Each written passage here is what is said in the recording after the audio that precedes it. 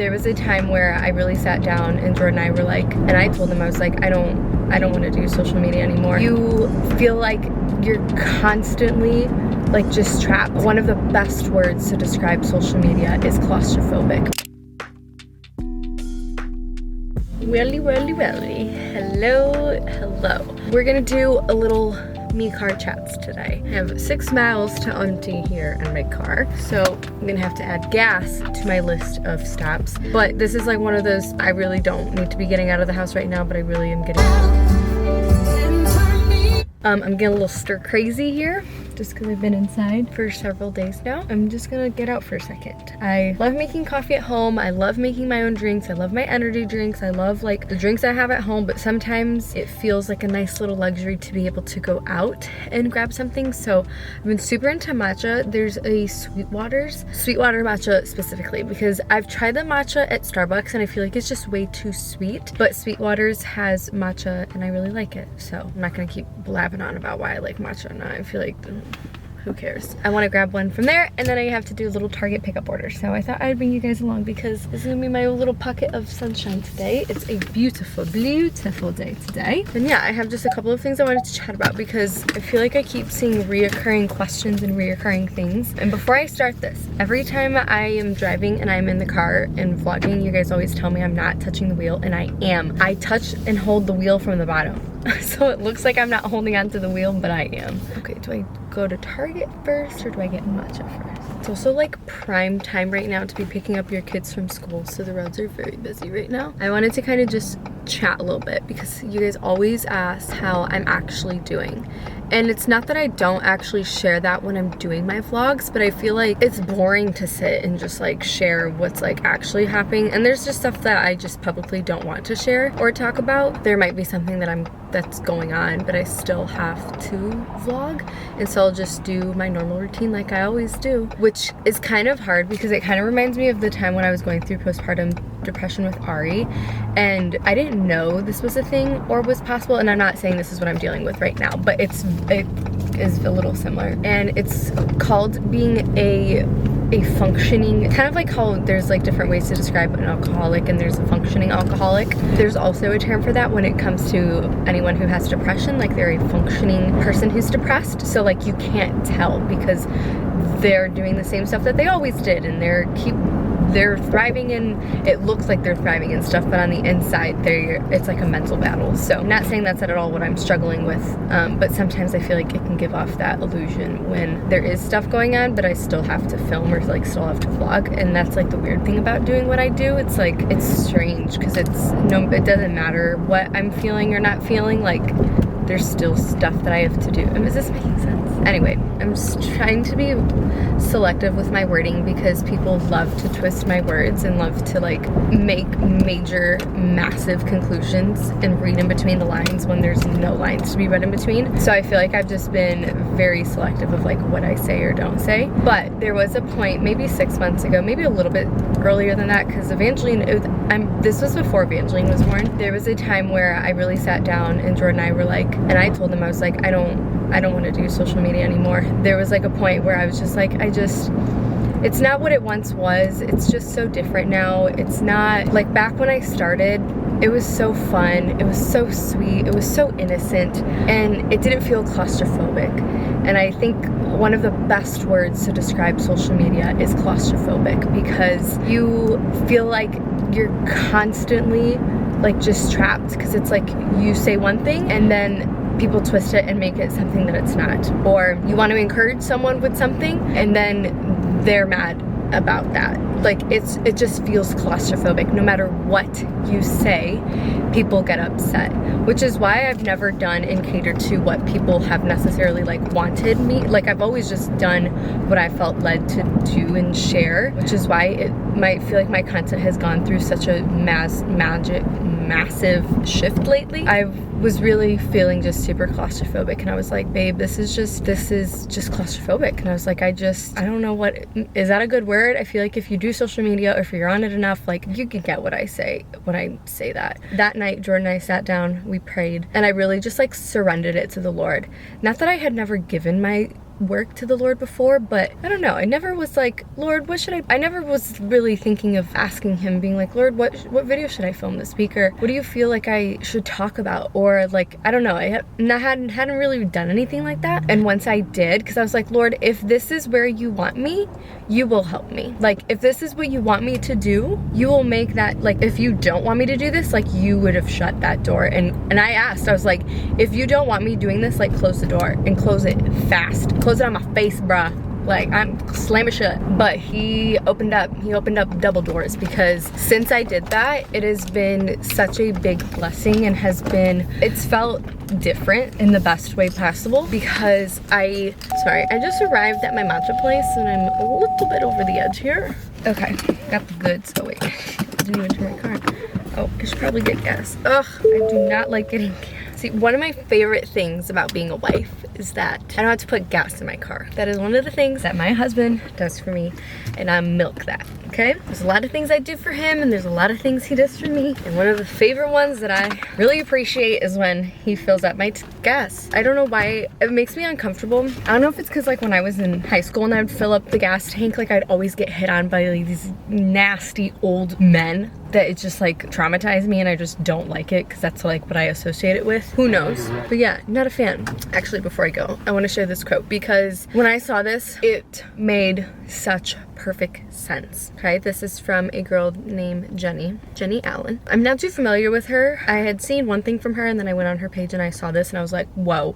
I feel like I was like, the Lord really specifically brought me to see this that she posted. But she said, if you're trying to build a platform or keep a platform, you can't build the kingdom. Build the kingdom, and if God builds a platform for it as you do, you'll know exactly what to do with it. And I was like, wow. And then her caption was, keep building the kingdom. No better way to spend a life, no matter if it's 3 people or 3,000 people. And I just thought that was so big. She says, if you're trying to build a platform and keep a platform, you can't build the kingdom. Build the kingdom, and if God builds a platform for it as you do, you'll know exactly what to do with it. So for me, that was just so huge, because I've just noticed with more of like a shift in my content and me not sharing the kids as much, like, people just aren't interested, and I really don't care. Like, I am not willing to put my kids and make my kids a part of my content, because I'm gonna get more people to view it. When they were in it, I never thought that's why people watched, or like, I don't know, I just thought people were interested in our lives, and I didn't realize how much people genuinely were interested in the kids and stuff, which,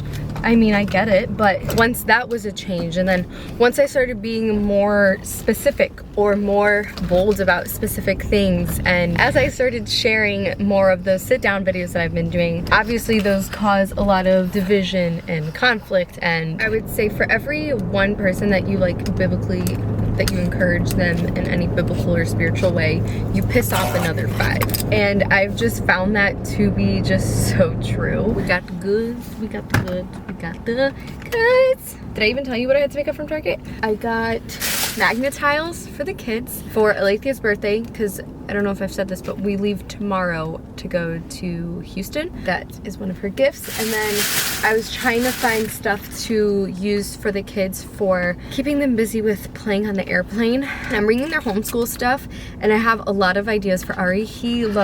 Ari can literally play with anything and is super content, which I'm very thankful for. And so I just needed to get a couple of stuff for Alethea. So for her, I got these read and wipe, practice, get ready for pre-K things. So right now she currently loves writing and practicing that, and so I think she'll really enjoy doing this and being able to erase it. She loves when we work and homeschool and use the whiteboard. Anywho, gosh, I don't even remember what I was saying, because it's been a couple of seconds for you guys, but it's been like 20 minutes for me.